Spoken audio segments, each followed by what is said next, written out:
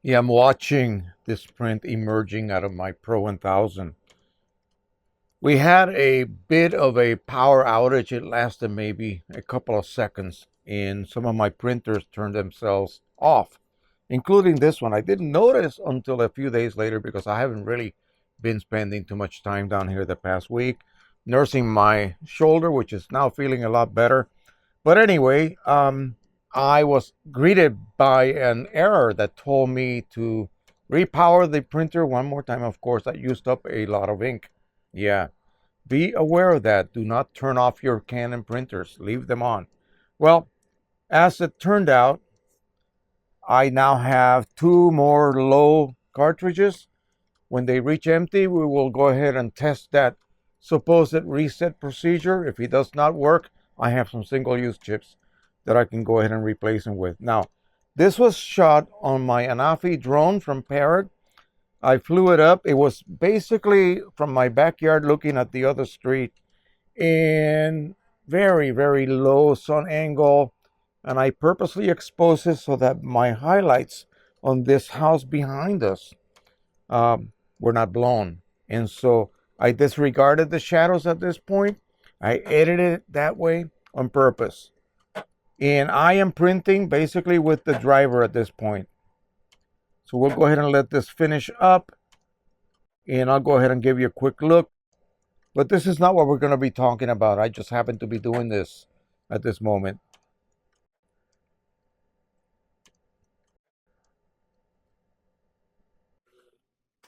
And here we go. Yeah. And I want you to look at something very, very important here. Yeah, it is rather dark, but that's how I edit it on my monitor. Every detail of every siding plank is clearly depicted. I use QImage to print this. I set it for automatic rendering intent, which it's doing right now. That's one of the features that it offers you. And it is sharp as a tack, my friends. I can count every single shingle, every single slat. I see individual branches way over here. It's just fantastic. This is really, really, I am just tickled to death to be able to take my drone, my camera, up in the air and shoot 21 megapixel images that are in RAW format, edit them whichever way I want, and print them. There's no way that I can fly on my own, as you well know. So this is really one of the really thrilling things that you can do with a camera drone. But let's talk about what we intended to talk about this time. Lots of questions. This is going to come, by the way, the next video. So keep looking for it. It's going to be up in the next day or so. Anyway, Pro 100, again, the most talked about printer in the history of printing. Okay, probably. CLI 42 cartridges. Do I flush them or do I not flush them? Well, the practice nowadays is definitely the yellow one, but we're going to talk about that a little bit as well. And do I have to flush the ones that I have, say, ran to near empty the first time around, my original cartridges? Well, you really do not have to. You can just load them with Precision Colors Signature Edition inks. Again, just do the processing that you need to do, the modification, remove the ball, drill it out so that it fits very snugly with one of the plugs that you are supplied with when you buy a kit. And what if I insist on flushing them? I want to start with pristine cartridges that don't have any remnant of original inks because I want to see immediately what the Precision Color Signature Edition ink set can do. Well, again, like I said, you really don't have to do that because my old eyeballs did not see any difference that was for me any reason for me to have to go back to OEM, if you will, and start spending a lot more money. Now, if I was selling my prints, of course, I would have to swallow that extra cost. But no, I'm not. I'm just printing for fun. I want to be able to just print at my heart's content with my printer and not have to spend a fortune on ink. So, do I flush or do I not flush? And if I choose to flush, what should I do to get the most pristine results possible? Well, these inks are specially formulated. These are brand new. They came out with the Pro 100, 6 years ago or so, almost. Mine is going, no, maybe even longer than that, 7 years ago. Mine is going to go at 7 years this August, and it's still working. Okay, so since I don't really need to flush, I would not even, consider that. But some of you do want to do that. And so I'm going to give you examples of what happens when you just flush, say, with just water. Okay. So here's a cartridge that is declared empty. This is actually empty. Whoever gave it to me ran it empty. It's not even modified yet. It is very dry. You can see the separation between the upper and lower portions of the sponge. This has black ink in it, of course, the photo black. If I go ahead and open it up and I begin to flush it with water, it would become a middle gray kind of looking color. Yeah, some of the ink will come out, but that new formulation causes that ink to really permeate those fibers that are used on this, what we call the sponge, which is really just a block of fiber material. And so, is that really harmful? Does that cause problems down the road? Absolutely not. You don't have to flush them till they are pristine white. But let me show you an example of a pristine white cartridge. This is a yellow one. Let me show you another example of a not so pristine. Okay, you can see the difference immediately. Okay, this was flushed with water and it was black. I flushed the living daylights out of this with just plain warm water, and it did clean up quite nicely. But I had not let it dry like this. Okay, so is this bad? Absolutely not. It'll work just fine. In fact, I could probably fill this one. Okay, even though it is dried up, I could probably fill this one. You will really not see much of a problem. Here's what happened, and some of the inks are more apt to stain those fibers more than the other colors. Magenta is a good one. It will do that. This is only photo magenta, by the way. Had it been the regular magenta, it would have been even a deeper magenta color. Is that bad? Would that cause a problem when I fill it with Precision Colors inks? Absolutely not. So how do you arrive at such a gorgeous white result? Not like this one. This one's a little bit gray. This one's white. Windex with ammonia. Do not expose this cartridge to water first. Okay, don't do that. Immediately start flushing it with Windex. Windex is relatively low cost to buy. Any grocery store, CVS, just about any store carries it here in the USA. I don't know about Europe, but a window cleaner that is clear and preferably blue and has a certain amount of ammonia in it will certainly work. Now, a professional flusher, Rick Johnson, who sells already pre-modified and ready-to-use cartridges, will use Windex, but he also increases the level of ammonia in that solution so that it does a very thorough job. So ammonia in the Windex formula will remove every trace of ink, every little bit of ink in that sponge, and you end up with a beautiful, pristine, let me see, not this one, result. And if that makes you feel happy inside, if it warms your heart to start with a pristine set of cartridges, and by all means, spend $60 and order a set from my good friend Rick. And again, that'll be the perfect way to transition from OEM to any third-party ink, because you're going to basically fill pristine cartridges that have never seen, at this point, they have no trace of any previous inks. Now, let's talk about the yellow. So, this formulation of yellow ink, for whatever the reason, reacts with anything that has water in it. I don't know what the formulation is. I don't know what the base solution, in other words, without any dye, the clear base is made of or composed of. So I really don't know that. But for whatever the reason, mixing it with your third-party yellow ink causes a gelling reaction, which will clog your yellow channel immediately. Okay, and that will, again, if you don't catch it and you're printing and you left to get some coffee, when you come back, you realize your yellow channel is completely clogged up and it's not passing any ink, and it's going to overheat and ruin that particular channel. Your head will be destroyed. So you don't want to walk away if you did not know that. That happened to me, folks. Okay, so here's what you do. If you flush any cartridge whatsoever, it's going to be the yellow. Okay, Precision Colors will send you a CLI 8 cartridge. The bodies are identical. Okay, they have no keyways. So any color cartridge that has been modified, flushed, and relabeled to appear as yellow will fit that slot. The only thing you have to do is take your original CLI 42 chip, yellow chip, remove it. There's a couple of little weld spots. You very carefully cut those off with a razor blade, and then remove the chip and install it in your new flushed modified cartridge that they will provide you when you buy a set of inks along with the complete kit, including the resetter.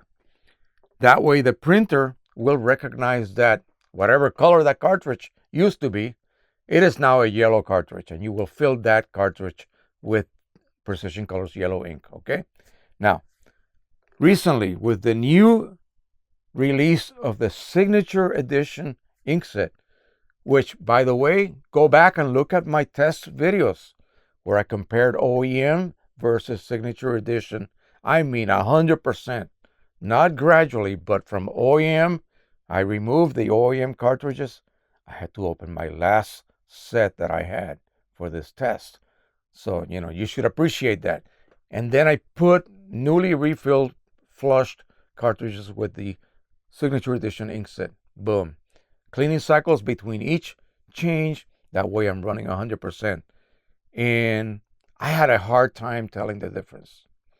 And in many cases, the people that I showed my prints that were not marked on the top, they were marked on the bottom, they chose Precision Colors as being the best rendition. Now, I could barely see the difference, but people psychologically, I think they picked something. They were looking for something, and they happened. About 8 out of 10 people chose Precision Colors. Okay, I'm an OEM guy myself. I absolutely love and support OEM inks. They're the best.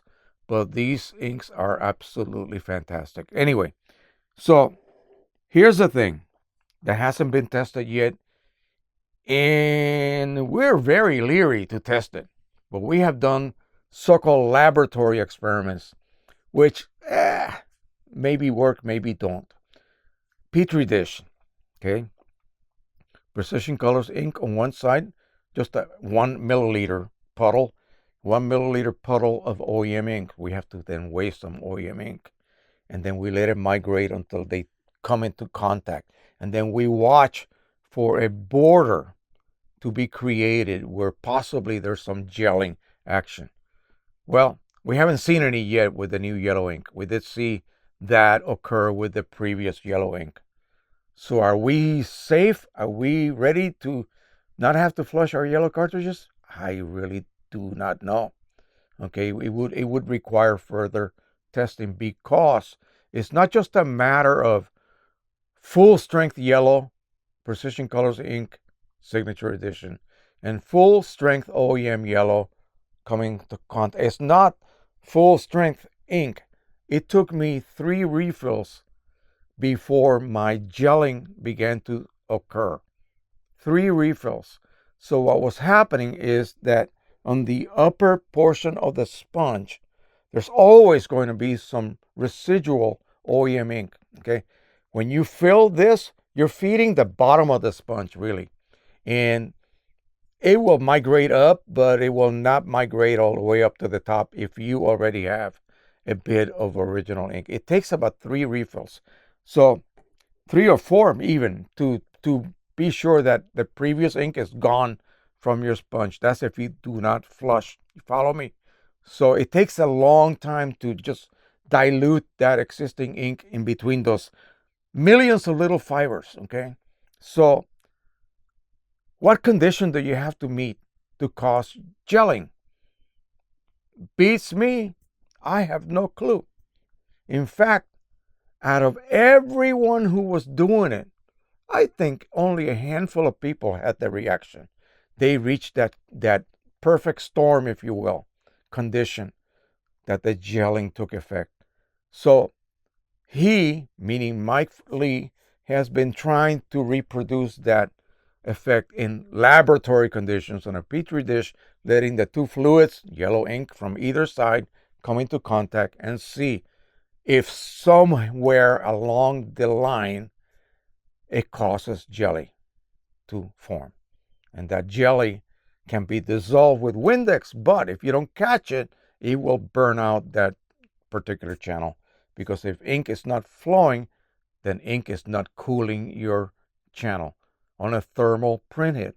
See, there's a lot of little catches here, a lot of little conditions that Canon printers need to address before they can call themselves reliable as far as the print hit lifespan goes. They wear themselves out during normal use, by the way, in case you didn't know. They do not last forever. Therefore, that's the reason they made them to be user replaceable.